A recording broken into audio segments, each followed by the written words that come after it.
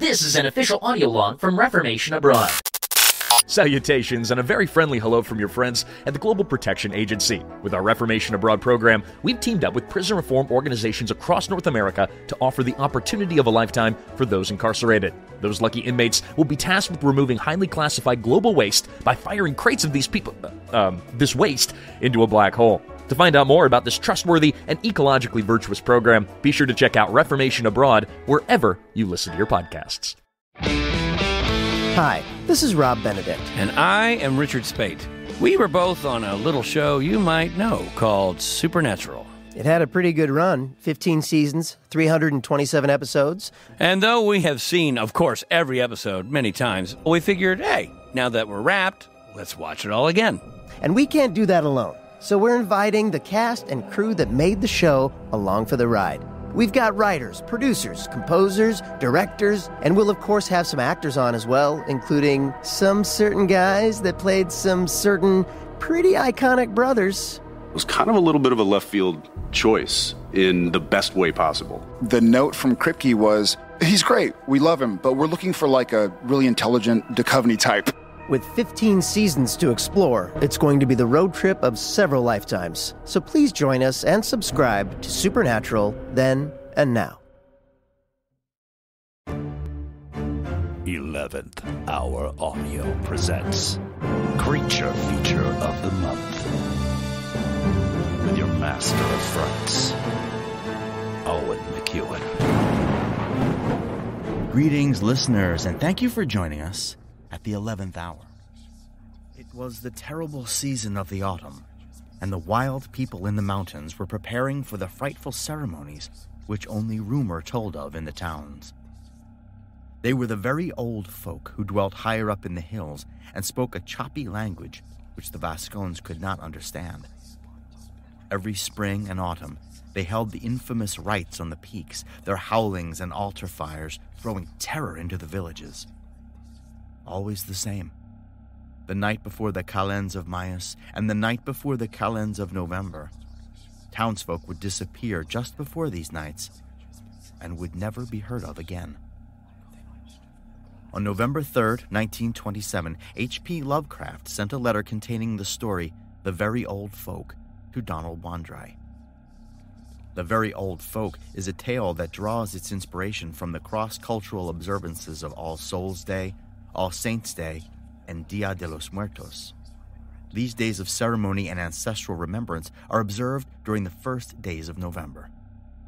And just as the folk practices of the world gave H.P. Lovecraft the feverish dreams he wrote about, those dreams went on to influence many other writers and podcasters who cautiously dipped their pens into the mad Lovecraftian universe. This month, the 11th Hour Creature Feature brings you a story from the stormy shores of the island of St. Gaelic. In Ruins comes to us from A Scottish Podcast. A Scottish Podcast chronicles the story of Lee, a washed-up former radio DJ who launches a paranormal investigation podcast with reluctant help from his friend Doogie.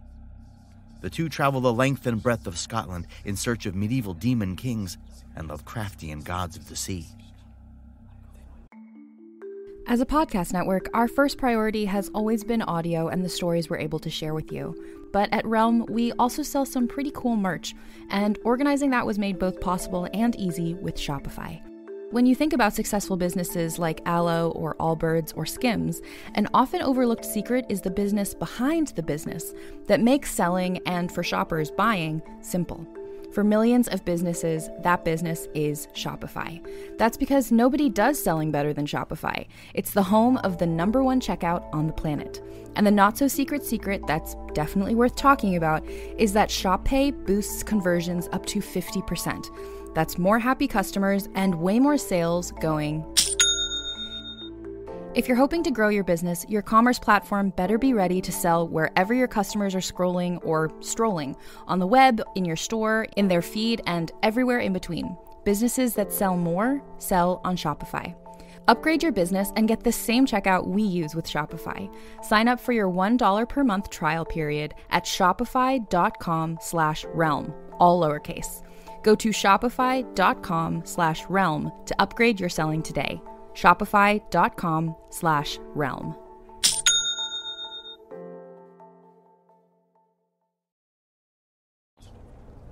It's the Terror Files, and we're recording this very special episode from the long-forgotten and long-abandoned Scottish island of St. Caoillich.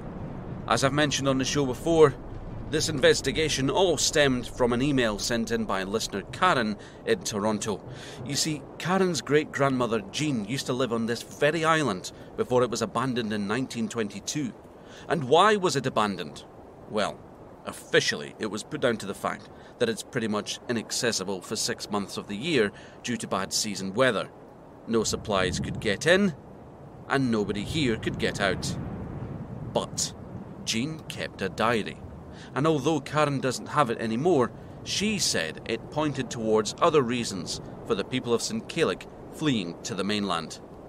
Reasons that seem much more sinister. Between 1919 and 1922, when the last of the residents finally left, something used to happen here. Something chilling. According to Jean's diary, the night of July the 1st during these years was one of terror for the people of St. Caoillich. She never fully explained why, but today, on the 1st of July, the Terror Files will be spending the night on St. Caoillich, surrounded by nothing but freezing black ocean on all sides, and well over 100 miles away from any form of civilization. Will the mysterious force that terrified the people here back in the 1920s still haunt the island? We'll be recording audio and video around the clock to find out. And that's what we're off to set up now. It's going to be a long night, and I must admit that I'm feeling a little apprehensive. I'm Lee Power. It's the Terror Files. Bill just shot on the gear over there. You're fucking kidding. No.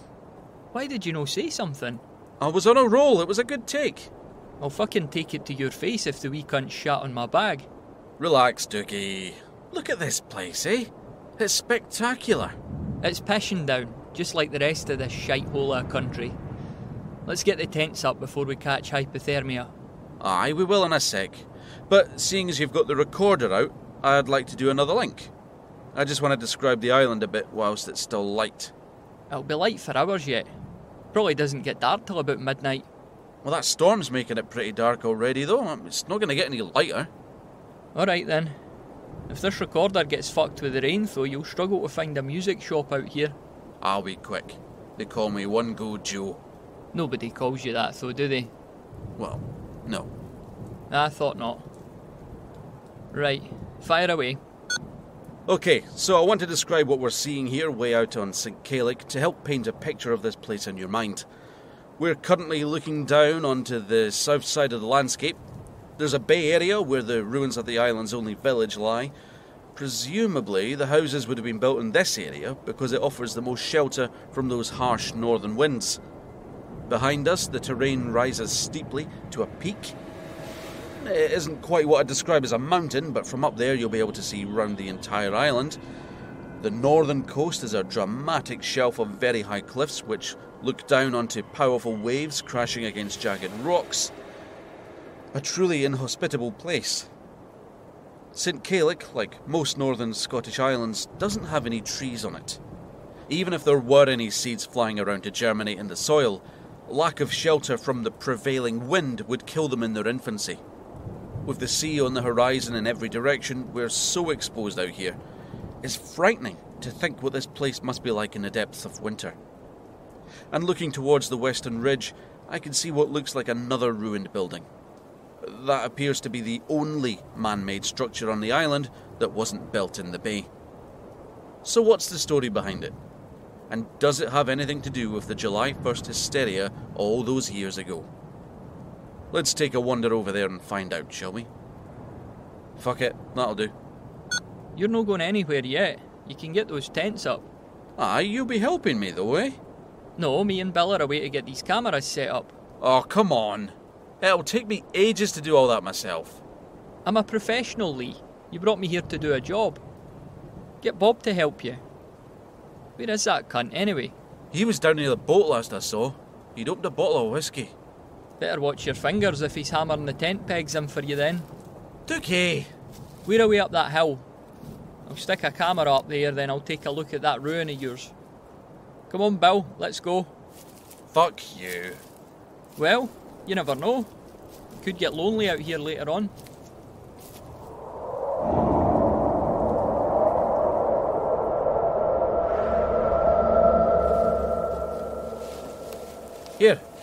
Here, Bob. Aye? Any chance you could give me a wee hand with the tents up there? Too fucking windy for tents. Too windy? That's what I said. Oh. So, what are you proposing then? Checking into a hotel instead? No need to get cheeky. Would be better off sleeping in the ruins. The ruins? There's no roofs on them. There'll be enough stuff lying around to make a wee shelter. I can't believe we're having this discussion. It's not that windy. Tents will be fine if we build them down here in the bay. That wind's picking up stronger all the time.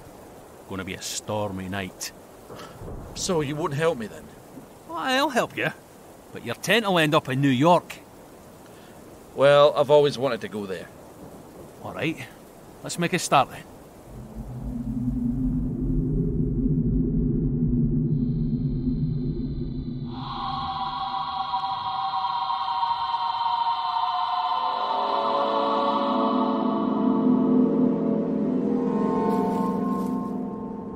So, what's your opinion on this structure then, Bill? You reckon it was a house, do you? Looks about the same size as the ones in the bay. Why build it away out here, though? You think it belonged to an antisocial cunt? A plausible hypothesis. Christ, is this what my life's become? I mean, no offence, like Bill. It's just that 5 years ago I didn't really imagine myself pottering about on a dead island talking to a dog. But here we are, I suppose. I guess it could have panned out a bit better for you too, eh? Did your old owner die, or did they just give you up? You don't want to talk about it? That's okay. What's that you're digging at anyway? Have you found something? Like maybe the fact that I'm now living in an Enid Blyton novel? What is that? Fucking hell. Suppose we better go and tell Lee about this then, eh?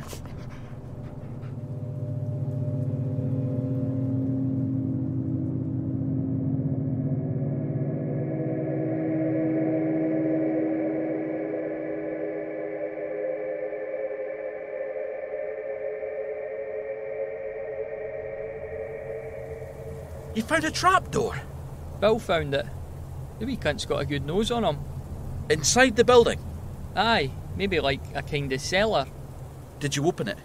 No, I imagined you'd want to record all that. You're learning, Dougie. You're learning. Another thing too. I reckon the building was destroyed in a fire. A long time ago, like, but the bricks have all been sort of blackened by something. Interesting. Did you get up the peak of the hill too? Sure did. Couple of cameras set up, getting a view of the whole island. Will they wee cameras be alright with the weather? They're waterproof, eh? Aye, they things are practically indestructible. Unlike the recorder, that'll be fucked before the night's out. Well, I guess I'll come up and get a look at this trapdoor before the rain gets any worse. Did you get the tents up? Well, not really. Not yet, anyway. How? Well, it wasn't easy in the wind. That cunt Bob went off in a huff. Why? We tried to build one right beside one of the houses, but we couldn't get half the pegs in. Too rocky. So he just fucked off? He's adamant that we should build a shelter instead. Cunt thinks he's Bear Grylls. What's he doing now? Sitting down there smoking, reading a copy of Razzle. How the fuck did your man Bruce build such a criminal empire employing boys like Bob? Well, I don't suppose Bruce's line of work involves putting a lot of tents up. Fucking Christ. Some trip this is turning out to be. Keep your hair on. Look, we'll head up to that ruin, do a quick recording of me opening the trapdoor, and then get these tents thrown up. In an hour's time, we'll be blowing the froth off our first tin. Aye, right. In fact, go and fire the recorder back up a second. Now? Aye, just a quick link whilst I've got the inspiration. Okay. The lonely shell of a building on the western ridge of the island caught our attention as soon as we landed on its shores. I say we, because the Terra Files is very much a team effort. And one new member of that team is Bill, a dog with a very keen sense of smell and an eye for noticing the details that his two-legged friends might miss. That's right, this furry little fellow is a retired police dog, who in his law enforcement career helped solve over 200 crimes throughout central Scotland. And it didn't take long for Bill to earn his keep on this particular investigation, because he's uncovered a trapdoor in that mysterious old ruin. So what do we find down there? And will it hold any clues about what used to happen here every year on July 1st? But before we take a look in that trapdoor, let's take a minute to think about your back door. Because it's time to hear from our sponsors, Harrison's Hemorrhoid Ointment. You never cease to amaze me, Lee. Hey, they're paying good money. I mean Bill, a Polish dog. Well, it's better than saying your sister found him in a nursing home. Whatever helps you sell more pile cream, I suppose. Right, enough fanning about. Are we heading up to this fucking ruin? Aye. Let's do this.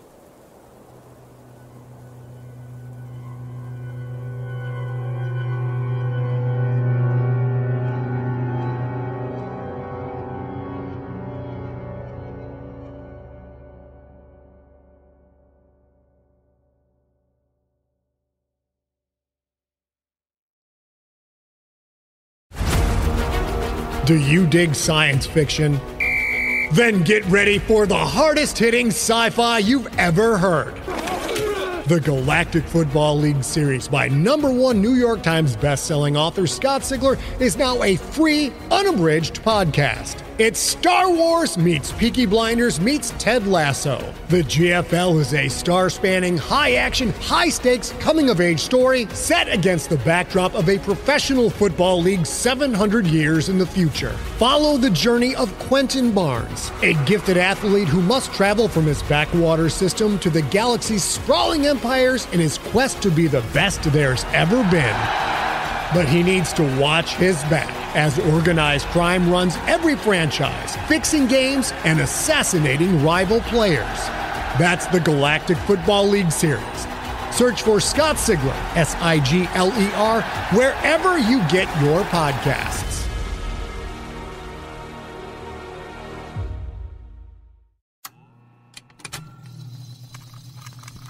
Contained herein are the heresies of Radolf Buntwine, erstwhile monk turned traveling medical investigator. Join me as I study the secrets of the divine plagues and uncover the blasphemous truth that ours is not a loving God, and we are not its favored children. The heresies of Radolf Buntwine, wherever podcasts are available.